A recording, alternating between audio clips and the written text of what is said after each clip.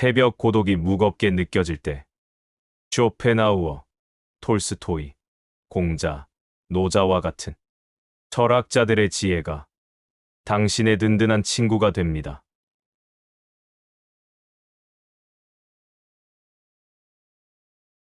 오늘 함께할 철학자는 바로 장 자크 루소입니다. 그는 인간의 본성이 선하지만 사회에 의해 타락한다고 보았으며, 특히 소유와 사적 재산이 불평등과 갈등의 근원이라고 역설했습니다. 이러한 루소의 통찰은 현대 시니어 세대의 관계 속에서 나타나는 소유욕이라는 복잡한 문제에 깊은 울림을 줍니다. 많은 분들이 사랑이라는 이름 아래 상대를 소유하려 들고, 이것이 결국 소중한 관계를 망가뜨리는 독이 된다는 사실을 미처 깨닫지 못하고 살아갑니다. 자녀에 대한 과도한 간섭, 배우자의 사생활을 통제하려는 경향, 친구와의 관계에서도 주도권을 잡으려는 마음 등 우리의 일상 곳곳에 스며든 소유욕은 관계의 틈을 만들고 신뢰를 허물어뜨립니다. 루소의 철학은 우리가 어떻게 이 소유욕이라는 굴레에서 벗어나 진정한 자유와 사랑이 공존하는 관계를 맺을 수 있을지에 대한 근본적인 질문을 던집니다. 우리가 누군가를 사랑한다면서 그 사람을 자신의 소유물처럼 대할 때 관계는 필연적으로 상처받게 됩니다. 이번 시간을 통해 루소의 사상을 빌려 소유욕의 본질을 파헤치고 어떻게 하면 관계를 더욱 풍요롭고 건강하게 가꿀 수 있을지 함께 고민해 보고자 합니다. 소유욕이 관계에 미치는 치명적인 영향과 그 해법을 지금부터 함께 알아보겠습니다. 소유욕은 흔히 사랑이나 애정으로 착각되곤 하지만 그 본질은 상대방을 자신의 통제 아래 두려는 심리에서 비롯됩니다. 루소가 말한 아무르 프로프르, 즉 사회적 비교와 타인의 시선에서 비롯된 자존심이나 허영심은 현대인의 소유욕과 밀접하게 연결되어 있습니다.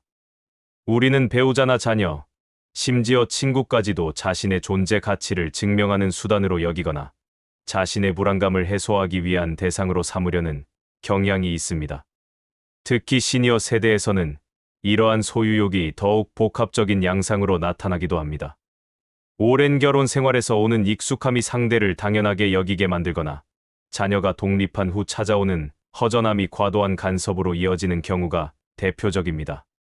배우자의 사생활에 대해 지나치게 캐묻거나 배우자의 여가 활동이나 친구 관계를 제한하려 들고 심지어 배우자의 휴대폰을 검사하는 행동까지 소유욕의 뚜렷한 징후입니다. 또한 성인이 된 자녀의 삶에 대해 결정권을 행사하려 들거나 자녀의 배우자나 손주들 문제에 깊숙이 개입하며 자신의 뜻대로 움직이기를 바라는 것 역시 소유욕에서 비롯된 경우가 많습니다. 이러한 행동들은 언뜻 보기에 상대방을 위하고 사랑하는 것처럼 보일 수 있지만 그 이면에는 상대방을 자신의 일부로 여기거나 자신의 통제하에 두려는 욕구가 숨어 있습니다. 루소는 인간이 자연 상태에서는 자유롭고 평등했지만 사회가 발전하면서 사유재산과 함께 불평등이 생겨나고 이로 인해 타인과의 비교, 경쟁, 지배하려는 욕구가 생겨난다고 보았습니다. 이러한 맥락에서 관계 속 소유욕은 상대방의 자유를 침해하고 자율성을 억압하며 결국 관계를 숨막히게 만듭니다. 관계의 본질적인 신뢰와 상호 존중은 점차 사라지고 갈등과 불만만이 쌓여갑니다. 소유욕은 마치 관계를 옥죄는 사슬과 같아서 결국 양쪽 모두에게 고통을 안겨주며 진정한 사랑과 행복은 찾아보기 어렵게 만듭니다. 결론적으로 소유욕은 관계를 풍요롭게 하는 사랑이 아니라 관계를 병들게 하는 독소이며 파괴적인 힘을 가지고 있습니다.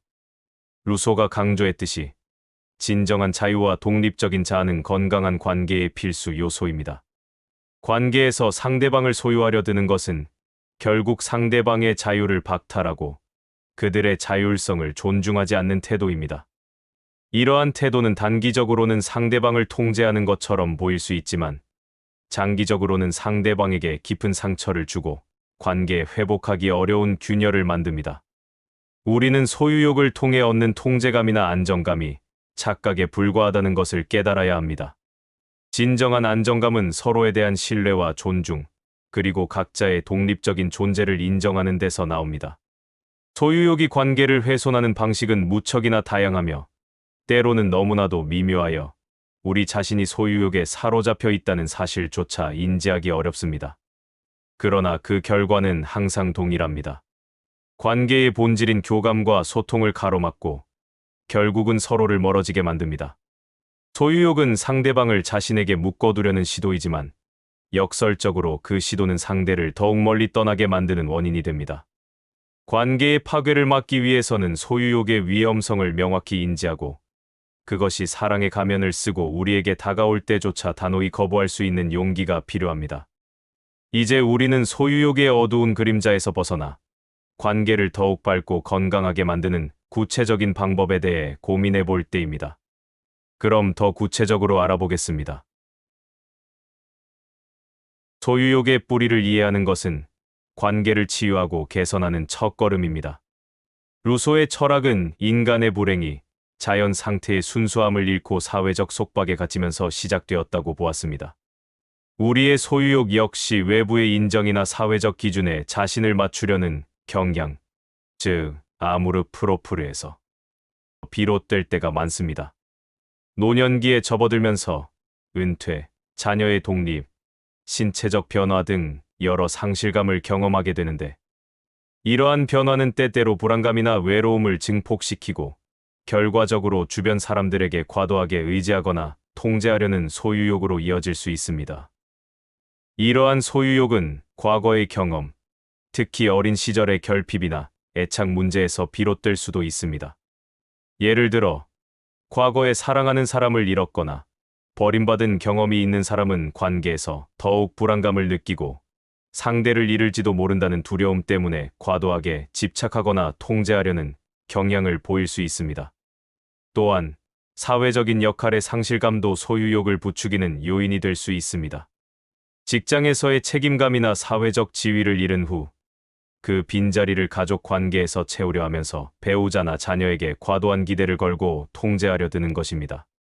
이러한 복합적인 요인들을 이해하는 것은 소유욕을 극복하기 위한 필수적인 단계입니다. 자신의 소유욕이 어디서 비롯되었는지 깊이 성찰하는 시간을 가질 때 비로소 변화의 문을 열 수 있습니다. 소유욕을 건강하게 다스리고 관계를 재건하기 위한 구체적인 방법들은 다음과 같습니다.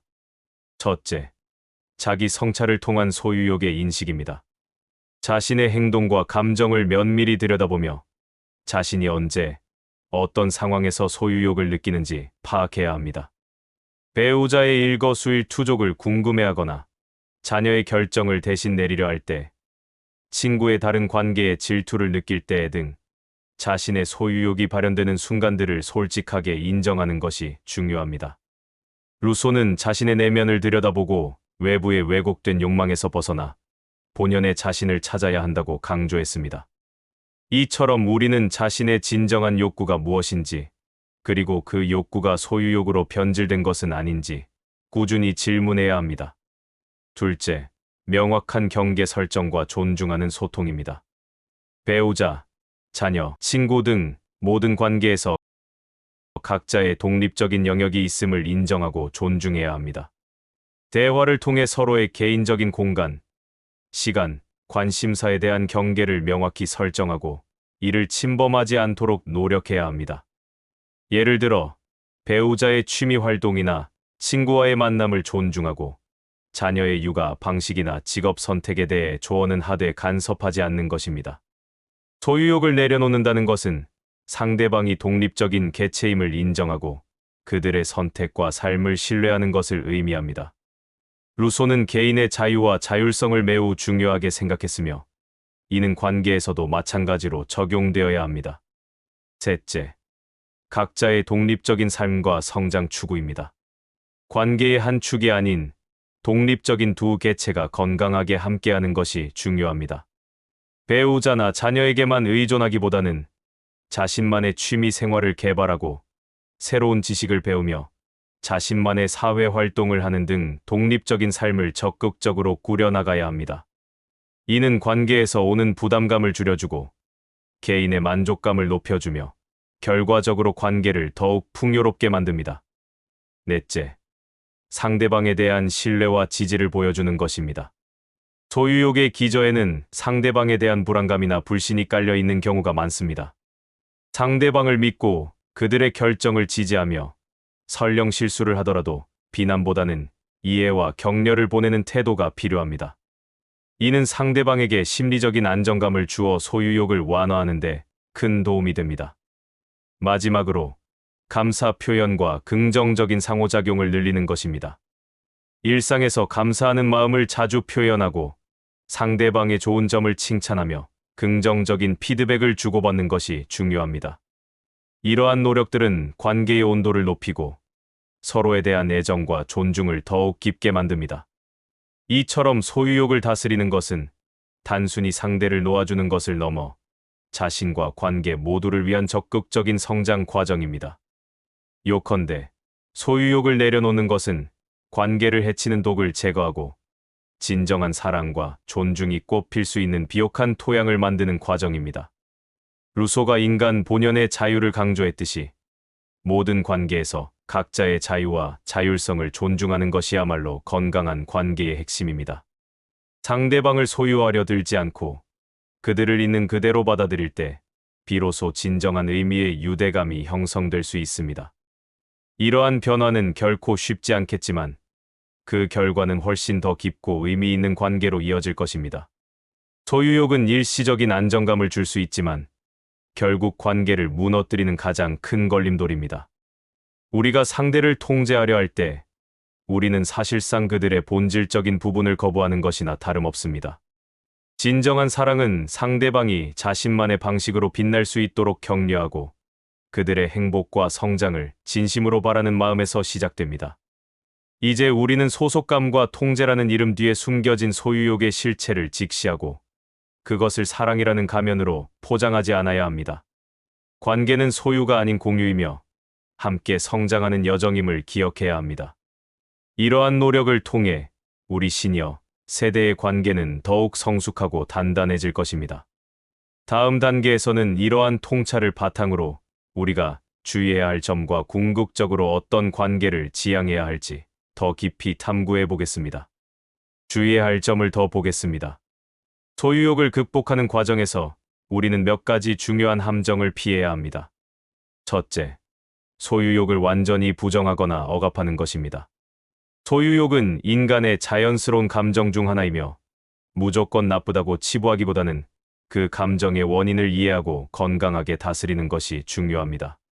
감정을 억누르기만 하면 오히려 다른 형태로 터져나오거나 관계에 더 큰 문제를 야기할 수 있습니다. 둘째, 상대방의 모든 행동을 소유욕으로 오해하지 않는 것입니다. 때로는 진정한 사랑과 관심에서 비롯된 걱정이나 배려를 소유욕으로 착각하여 관계에 불필요한 벽을 세울 수 있습니다. 중요한 것은 그 감정의 기저에 상대방의 자유를 존중하는 마음이 있는지 아니면 통제하려는 욕구가 숨어 있는지 구별하는 지혜입니다. 루소는 자유로운 인간이 사회 속에서 어떻게 자신의 본성을 지켜낼 수 있는지에 대해 고민했습니다. 우리 또한 관계 속에서 자신의 감정과 상대방의 감정을 구별하고 건강한 균형점을 찾아내는 노력이 필요합니다. 셋째, 변화의 과정이 더디더라도 조급해하지 않는 것입니다. 오랜 시간 형성된 관계 패턴이나 습관은 하루아침에 바뀌기 어렵습니다. 인내심을 가지고 꾸준히 노력하며 자신과 상대방 모두에게 시간을 주어야 합니다. 중요한 것은 매일 조금씩이라도 발전하려는 의지와 노력을 잃지 않는 것입니다. 소유욕은 관계를 망가뜨리지만 그 반대편에 있는 존중과 자유는 관계를 더욱 견고하고 빛나게 합니다. 이러한 주의사항을 염두에 두고 변화를 위한 여정을 시작해야 합니다. 소유욕을 극복하고 자유로운 관계를 지향하는 것은 단순히 갈등을 줄이는 것을 넘어 삶의 질 전체를 향상시키는 깊은 통찰을 제공합니다. 루소는 인간이 자연 상태에서 가졌던 순수한 아무르 드 스와, 즉 자기애가 사회적 비교에서 오는 아무르 프로프르로 변질되면서 불행이 시작된다고 보았습니다. 우리의 소유욕 역시 외부의 인정이나 타인에 대한 의존에서 비롯될 때가 많습니다. 하지만 진정한 자유로운 관계는 각자가 자신의 아무르 드 스와를 존중하며 상대방의 아무르 드 스와 또한 존중할 때 비로소 가능합니다. 소유욕에서 벗어난 관계는 더 이상 상대방에게 의존하거나 상대방을 통해 자신의 가치를 확인하려 들지 않습니다. 대신 각자가 자신의 삶의 주인으로서 독립적으로 존재하며 서로의 성장을 격려하고 지지하는 동반자가 됩니다.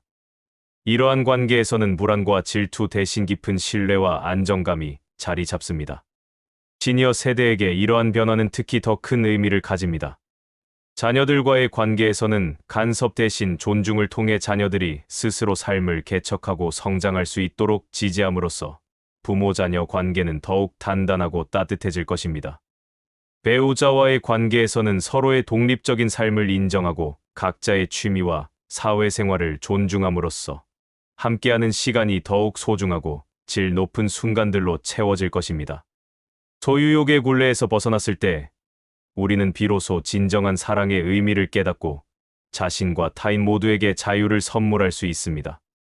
이는 더 이상 상대를 잃을까봐 두려워하는 것이 아니라 상대가 어떤 모습이든 사랑하고 존중하는 경지에 이르는 것입니다. 결과적으로 이러한 관계는 스트레스와 갈등이 줄어들어 정신 건강에 긍정적인 영향을 미치고 삶의 만족도를 높이며 주변 사람들에게도 긍정적인 영향력을 미치는 선순환을 만들어냅니다. 자유와 존중을 기반으로 한 관계는 오래도록 지속되며 우리 삶의 가장 큰 자산이 될 것입니다. 루소의 사상이 오늘날까지 유효한 이유가 바로 여기에 있습니다. 인간 본연의 자유를 찾고 사회적 속박에서 벗어나 진정한 자아를 발견하는 것, 그것이 건강한 관계의 시작이자 끝입니다. 지금까지 루소의 철학을 통해 소유욕이 관계를 어떻게 파괴하는지, 그리고 우리가 어떻게 하면 이 소유욕에서 벗어나 더욱 건강하고 행복한 관계를 만들어갈 수 있는지 알아보았습니다. 소유욕은 사랑의 이름으로 포장될 수 있지만 그 본질은 상대방을 통제하려는 욕구이며 결국 관계의 핵심인 신뢰와 존중을 갉아먹습니다. 루소가 강조했듯이 진정한 인간의 행복은 외부의 속박에서 벗어나 자신의 본성을 따르는 자유로운 삶에서 비롯됩니다. 이는 관계에서도 마찬가지로 적용됩니다. 상대방의 자유를 존중하고 그들이 자신만의 삶을 살아갈 수 있도록 지지할 때 우리는 비로소 진정한 유대감을 형성하고 깊이 있는 사랑을 경험할 수 있습니다. 기억하십시오. 사랑은 소유하는 것이 아니라 함께하는 것입니다. 소유욕을 내려놓는 용기 있는 선택은 당신의 관계뿐만 아니라 당신 자신의 삶을 더욱 풍요롭고 자유롭게 만들 것입니다. 이제 이 영상을 통해 얻은 지혜를 바탕으로 여러분의 관계를 돌아보고 루소의 철학이 제시하는 자유로운 관계의 길을 걸어가시길 바랍니다. 자신의 소유욕을 인정하고 상대방의 자유를 존중하며 진정한 사랑의 의미를 되새기는 과정을 통해 여러분의 모든 관계가 더욱 빛나기를 응원합니다. 이 영상을 통해 자신의 관계를 돌아보고 루소의 철학에서 얻은 지혜를 적용해 보세요. 댓글로 여러분의 생각이나 경험을 공유해 주시면 감사하겠습니다. 좋아요와 구독, 알림 설정으로 더 많은 지혜를 얻어가세요.